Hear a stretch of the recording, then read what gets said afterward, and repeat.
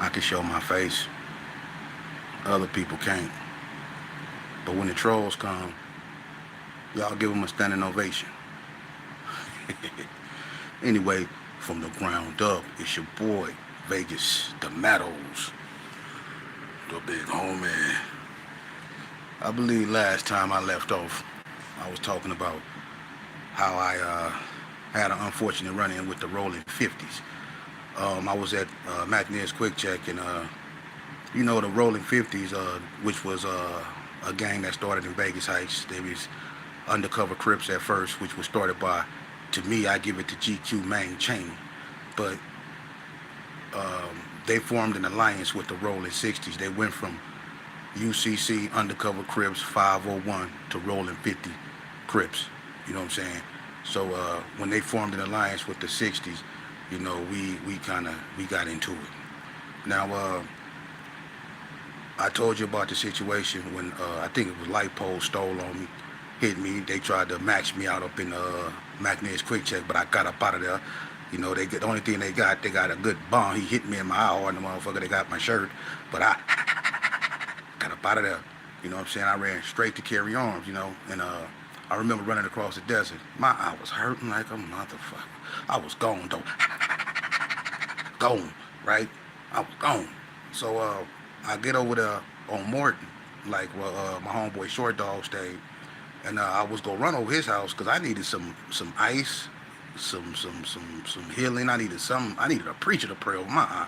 My eye was hurting like a motherfucker, but I was running like a motherfucker, and I noticed that my homie Alex Alwack, he was messing with a broad named Nicole, and she stayed over there in Morton too, but she stayed a little bit up further, and like in a roundabout, and she stayed upstairs from Kippy, and that's drive-by sister. You know what I'm saying? And he was pulling out, and I catch him. I go to the car. I run to the car. He like, damn, what's wrong with you? He see me, I'm looking like I just had a bad day, and I was like, man, them 50 niggas done, stole on me. Whoop, whoop. I say, take me to Bread House. You know what I'm saying? So I jump in the car with him. We swoop around there. He like, hey, I got a thing in the trunk. I'm like, what? And, everybody know Al White kept something, fat. Alex was he rested in peace. My homeboy, man. I'm gonna speak on this later, but Al Wack, unfortunately, his demise came. He had a faulty gun, and he sat down at his mom's house, and the gun went off, and they shot him in a groin area, and he bled to death. But everybody that knew Alex was with the business. He the one that really bought drive-by to the neighborhood. And a lot of people don't know that. But Alex, he had a brother named Greg, Jimmy, all of them stayed in the little alley. But I run and I jump in the car with him. He tell me he got a thing in the car. And I know Al Wack got something big. So when we get to Bread House, I go up in there. I tell Bread what happened, but I had to go upstairs and get a towel and wipe my motherfucker. Now they had my eye looking like a pool ball. They had my eye fat in the motherfucker, right? So Bread was like, what's going on? I told him what happened. He was like, he looked at me and he seen, he was like, oh, hell no, because my eyes started really getting fatter and fatter. You know what I'm saying? So Al White came in the house, and he said he had a thing, but I didn't know he had what he had. When Al White came in the house, he had a 223. So I'm like, ooh, yeah, I want that. You know what I'm saying? Let me see that. So we get in there, Bread he kept a 4-4 in a baby carriage. Imagine that. He had a long ass 4-4, one of them Clint Eastwood 4-4s, the one you cock back and shoot. You know what I'm saying? So he grabbed that, we get, heated, and we go back up over there. And we drive up Miller Street because we knew they was on Blankenship. A lot of times, the 50's, if they wasn't in front of D and Darnell House, which was kind of like on a corner, you know what I'm saying? They was over there around G4's house or somewhere like that. So we knew if we came up the street, they had action that seen us. So we went up Miller and came around. And when we came around, sure enough, they was up the street where they normally be. And I couldn't wait. I was in the back seat with a 223. I couldn't wait to bust that. And when we drove up, we would just go roll by and blow. But I jumped out the car, and they remember. The one that didn't have no shirt off, they didn't pull I had some murder plaques in my head, the braids. They didn't pull them out trying to get a hold of me in the stove. So it looked like all this right here was just sticking out. I looked like a peacock on this way. But I had a long ass rifle, and I jumped out the car, and they remember this. I started blowing right there, like about half the street from up. I started letting loose, bloom, bloom, bloom, bloom, bloom, bloom, bloom, bloom, bloom, bloom, bloom, bloom, bloom, and Alwac them sped up and they started busting. And they drove by me and drove up, so I had to run and catch the car, get back in the car. And when I jumped in the car, I tried to still shoot, but the bullets was gone. You know what I'm saying? But I did my thing, you know. And after that, I'm thinking, you know, yeah, I served these fools. You know what I'm saying? I'm feeling good about myself, like the 50's was punks. Them dudes wasn't no punks.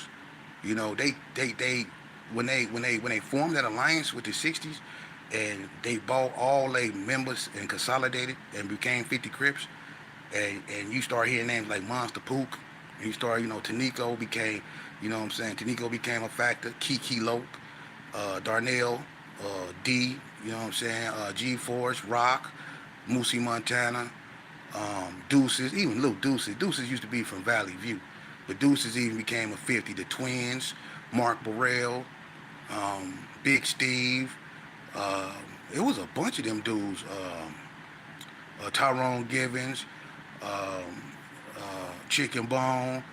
Um, it was a bunch of them dudes, man. You know, and one day, me, Lil Bread, and Bip, we had just came from Magnet's Quick Check. We were finna go to Carry Arms, but we went around the other way. And the 50's, I guess they was into something because right there on the corner of well, not in the corner, but right on the side of Magnet's Quick Check, if anybody ever been on Martin Luther King, was a blue house. And I think Van them moved into that house, the 50 boy, Van and G-Force them. I think they family moved into that blue house. It was a blue house, and it was a camper in the back. And the camper that was in the back of it had spray paint on it. It had Chill Dog name on it. It had Lil Bread name on it. It had my name on it. It had Big Bread name on it. And it had Rest in Peace Reverend Ballhead. I did the spray paint on the back of that house. But that blue house right there that sat between Booker and McNeil and Quick Check was a 50 house. And when we went around the corner, man, it was about 20, 25 of them, 50s. Like, who was that? Lil Bread was like, nigga, who is you? And they was like, this 50 Crip. And he was like, nigga, this Gerson. And when he said that, they all came over there, right? So we standing in the desert with our 40s, and we like, what these cats for them, you know what I'm saying? I didn't blew on them, you know what I'm saying? So I know if they recognize me, I already know what's going on. So I'm acting all hostile, like I got something, I ain't got no gat or nothing. We got problems, that's what we got. So when the 50s come in the desert, they start disrespecting, you know what I'm saying? And Lil Bread was like, hey, check this out, nigga. We can get down. Which one of y'all want to get down head up? One of them told him to shut up and threw a big ass brick at him, right? He said, nigga, you better not hit me with that rock. I don't know why he said that. Oh, man, they had us up out there. Nigga, on Gersh, you better. We had to get up out of there. I'm keeping it 100. See, the thing about me, I keep shit 100. We look like we was riding bikes. Like, you know how you be on a bike? We look like we was riding bikes when we was running. We had to get up out of there. Gone. They rocked our ass up in that desert, homie. For real. You know? And it just was a continuation of them being, because they really weren't a big gang compared to us and other gangs. So we really didn't want to, we wasn't trying to like really go at them like that, you know what I'm saying? Because we grew up with the 50's, man. I mean, let's keep it a band. Let's keep it 100. We all grew up together. My grandma stayed on Blankenship. I grew up with Tyrone and Sean, which is Toothpick, and Dean, Horn. I grew up with these cats, man. And then we all went to the arcade in over there, right across the street from Mackinac Quick Check. So we grew up with the 50's, man. We all went to Doolittle together. We all went up to Max Pool Hall together. You know what I'm saying? We grew up with these dudes. So it was never really no hostile type like animosity with them. But when they formed that alliance with the 60's, man, it's like them 60's put them cats under a rolling curse. Because they was really with that rolling thing, man. You know what I mean? And one day, me and Kiki Lowe, we get at it. I come from just like in '89. I'm coming out of Carry Arms, and I remember going to Ricky Quick, and I didn't even know Kiki was up in there. I'm hungry. I'm just finna go in here and give me a couple of them cheap ass hot dogs with some chili and cheese on them. Give me a bag of chips, bounce. You know what I mean? But when I go over there, I'm doing my thing. I guess he see me. I don't see him when I go in. I go in there, I go there to make my little hot dogs and shit. He over there by the cash register. Kiki always thought he was a light-skinned fly dude with that big ass, you know how you had them titties on your ear? He got one of them big ass titties on his ear, but you let him tell it, he fly as a motherfucker. I'm gonna tell you something too, Kiki. I hope you see this, homie. Man, when we was in Elko, your breath used to be stinking like a motherfucker, boy, for real. That's the reason why we used to get into it a lot. Cause you used to really, when you used to talk shit, you did it literally. Your breath was stanky as a mother. And I'm not being funny. I'm serious. Kiki love breath. I still remember your breath to this day. That's how stanky it was. But anyway, he was a beast in them streets though. I give him that. But that boy breath was unholy. But anyway, we in the store, right?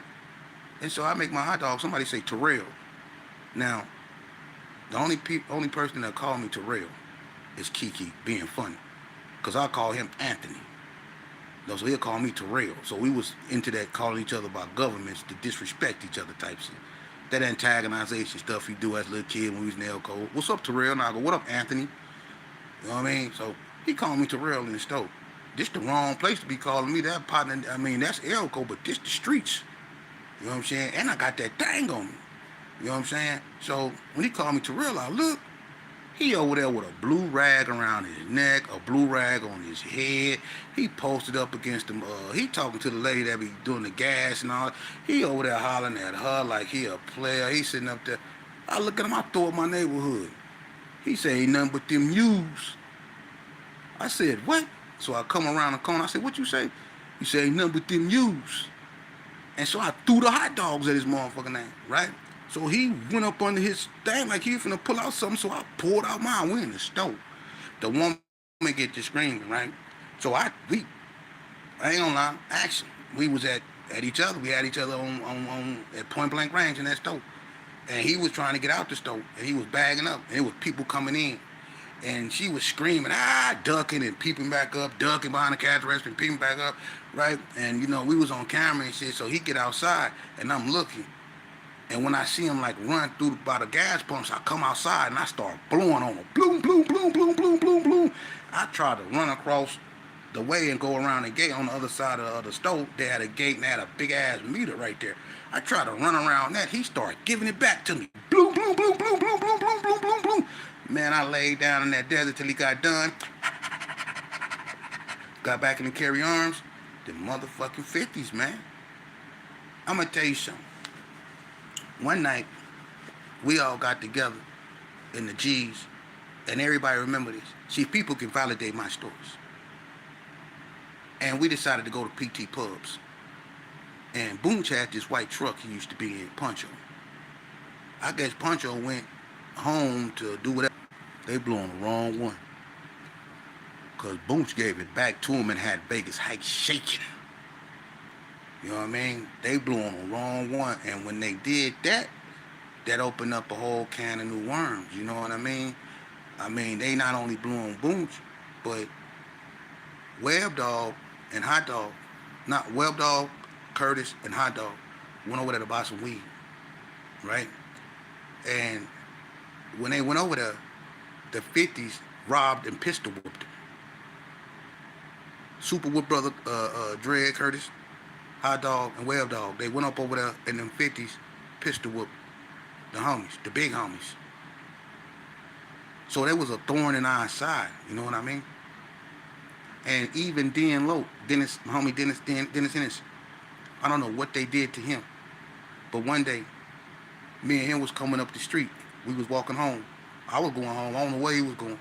And he seen Horn, which is Darnell, and he seen Tyrone. And I didn't know that they either jumped Dan Lowe back in the days. Something happened with them and him. I don't know. But it was like when we walked by him, I grew up with Darnell, D, his family, you know what I'm saying? I know it's Shaky, I know his whole family. And Tyrone and Teresa and all them. I know his whole family. So when they see me, those two 50's right there, I really didn't have no issue with. I had issues with other 50's. But them two right there, I've been knowing them all my life. So they say, what's up, Sheep? I say, what's up? They don't say nothing to Dan. So I'm like, maybe they just didn't speak to him. But as we getting up the street, then he rubbing on his stomach looking back like, man, I don't like them niggas, man. I said, what happened? He said, man, them niggas jumped me. And I'm like, guess one of them, either Tyrone or Horn, was one of the ones that jumped him.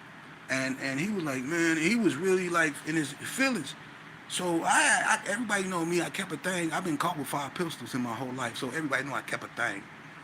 And when we was I was like, looking at him like he really feeling some type of way, and I fuck with Tyrone and him. But I'm like, what you want to do? He was like, I'm gonna get up them niggas. So I thinking he just bullshit. Like, yeah, you ain't gonna do nothing. So I pull my pistol out, give it to him. Man, that dude turned around and ran back up over there, and Tyrone and Horn them out there, and he he gave it to him. You know what I mean? So it was back and forth with the 50s, you know what I'm saying? And I'm not going to sit there and say that we just went over there and shut them down. It was back and forth with the 50s.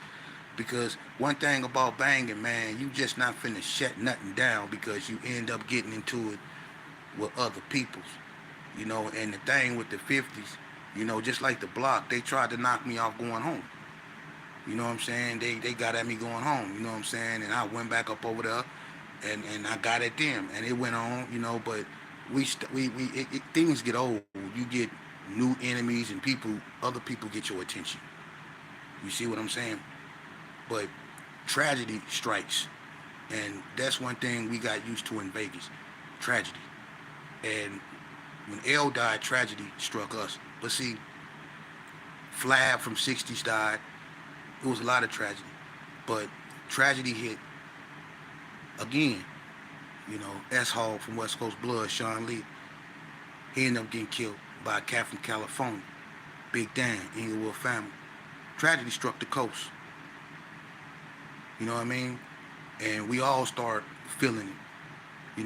Like Lons Loke from 60's. The HTH is a gang that was formed in the deep north. There was a bunch of dudes that was known for jacking and getting that. They was hitting coins. They was at their money. I'm gonna just say that, man. They was running up in shit. And two incidents that really put the hard time hustlers on the map. And hard time hustlers is people like Freight Train and Roy Loke and C-Los and Rock and you know what I mean. They got an E-Wack over there too. There's a few of them, you know what I'm saying. But Lons Loke from 60's, somebody threw a cocktail in his house, man, and it was kids up in there, and everybody know Alonzo Hopkins. Lons Loke is really.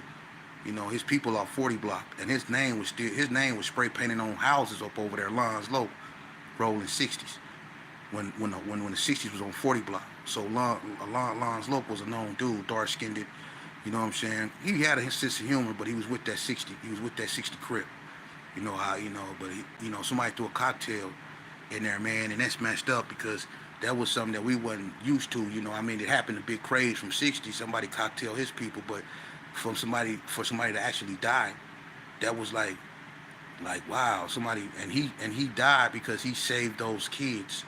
It was kids in that house, and he would not let them kids get burnt up, and he took them kids out of there, and he couldn't save himself, and he ended up dying. That was, and the attention was on the HTHs. I'm not saying that they did whatever. I'm just saying the HTH, they became famous. And then another incident was when the boy Rock was a cold hitter. Rock be going running up in them casinos, and he be hitting them cash, them gate where they be keeping the money at. He be knocking them back, but Rock unfortunately died in a shootout with the security guards in one of them, on one of his missions. You know what I mean? But that him and the security guard shot each other, but Rock ended up dying, and the security guard lived, but. That put attention on the HTHs too, you know what I'm saying? So, out here in Vegas, it goes down. And as I continue, I'm going to get into that. Tragedy is something that every hood out here had to experience. I told you S. Hall, he got killed, it was so many. And when I come back, I'm going to get to many more, because it's leading up to something. And unfortunately, a lot of people is finna die. That's the sad thing. A lot of people is finna die. and it's just my life story. And it's sad. I don't know why I remember this or why God allowed me to remember this. Is it to teach? Because I'm not glorifying this. I have nightmares about this. But when I come back, I'm gonna talk about the BTDs and Tony Swanson. Because even though we was cool with Donna Street, when Tony Swanson got out the joint, that all changed kinda. Because Tony Swanson had a BTD mentality, and the BTDs really never got along with the Gerson. So when Tony Swanson got out, Tony Swanson wasn't having that alliance, and things went kind of left with us in the BTDs that led to various shootouts and horrible situations. But before I cash out, let me say this too. And I'm going to say this one time, and I'm not going to get no more attention to it, because I shouldn't have to. Everybody know me. Everybody know my face. I don't have to never clarify or give credence to nothing I say. Somebody brought up something to my attention. I'm gonna say this name one time, and I'm not gonna never say this name no more. I promise you I'm not. Romario. Mudfoot. You going around telling everybody I lied when I said the 60's kidnapped me in ghetto? I tell you what, ghetto's still alive. And so is your cousin, Stickerbush, that tricked us into getting in the car with him. And so is E-Rock, who we went and picked up when they had us kidnapped.